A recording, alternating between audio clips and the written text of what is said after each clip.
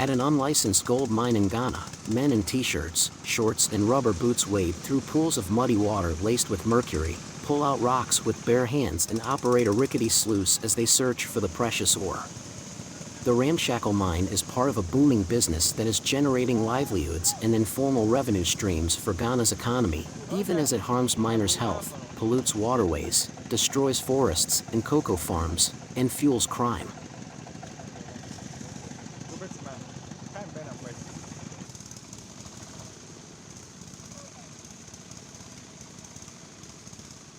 Out for the Galamsey is good, but plenty risk there inside. Or up for me, before I would start, in fact, now I was not having anything.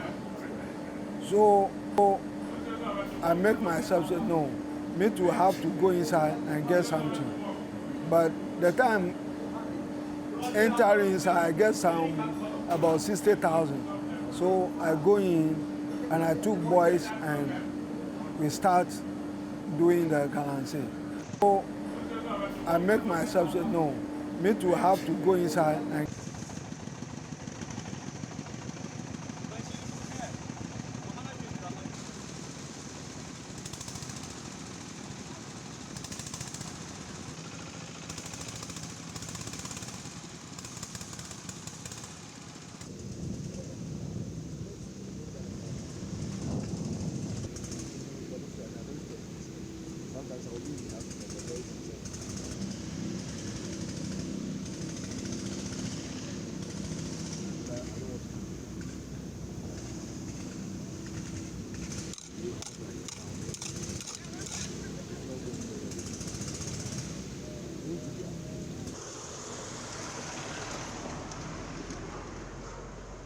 person here. Where is Rashid?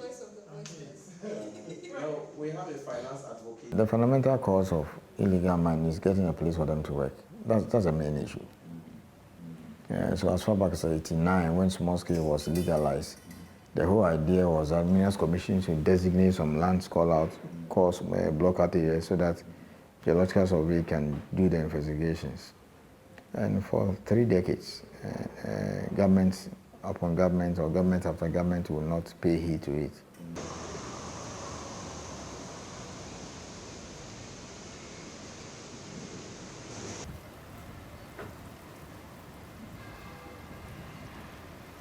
Potentially 70 to 80% of gold miners are not licensed.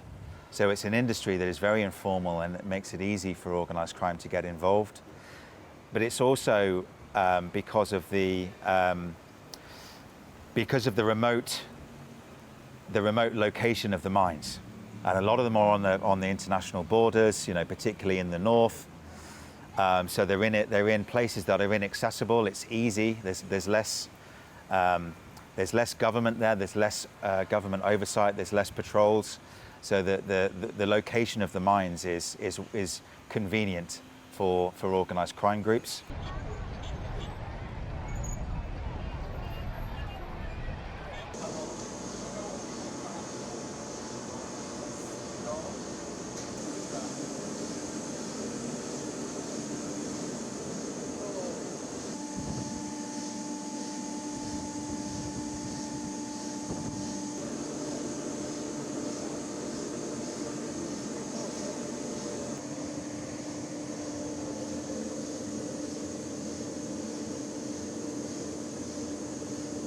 So this is where we call the smelting bay.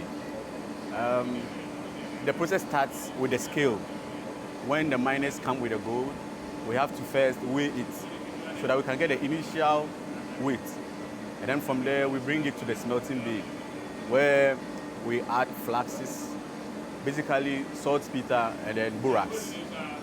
And then we charge them into crucibles, preheated crucibles. And then we put them in the furnaces and then we fire them. We give it about 1 hour for it to melt, and then we pour them into molds.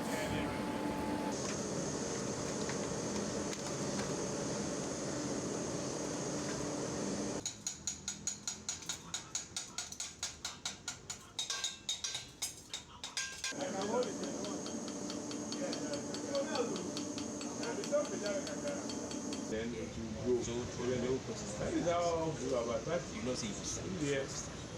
Any money and Tongwa.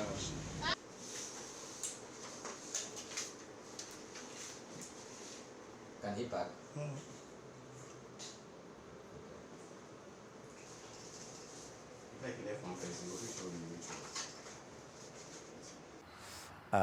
There can be, for example, in the invoicing between exports and imports.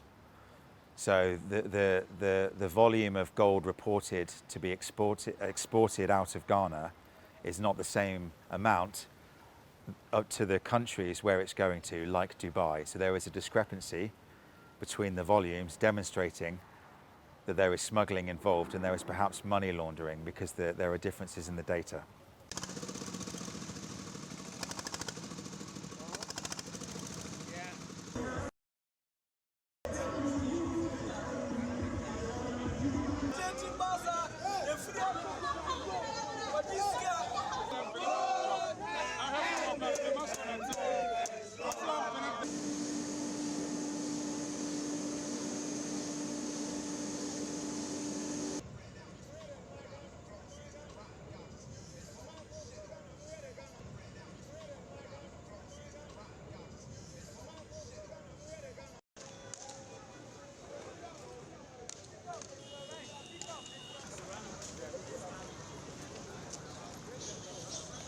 Galamsey has to stop. All our water bodies have been polluted. For how long do you have to sit and be looking at all these politicians doing us like this? No, we can't. They say water is life. When water is life and our water bodies has been polluted, how can we live long? So what we are saying is that stop Galamsey because we want to live long. We don't want to fall sick. We don't want to go to the hospital, go and be on dialysis. We don't want to have kidney problems. We want to live long. We want to enjoy life. Even though if we are not having money, we want to enjoy life. We say stop Galamsey now or never.